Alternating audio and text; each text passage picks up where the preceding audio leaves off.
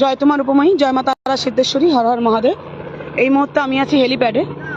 আর আমার খুব শখ ছিল মাকে কুম্ভ যখন আনবো, মা যেগুলো যেগুলো পছন্দ করেন, যেগুলোতে মায়ের খুব আনন্দ হবে সেগুলো প্রদান করার।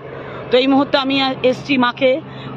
আজকে তো আমাদের দেখেছেনই, আর সঙ্গমে গিয়ে আমাদের সমস্ত কিছু হয়েছে, মহাস্নান কুম্ভ পর্ব। তো এখন আমি আছি, মাকে নিয়ে যাব হেলিকপ্টারে, সারা কুম্ভটা ওপর থেকে একবার দর্শন করাবো বলে।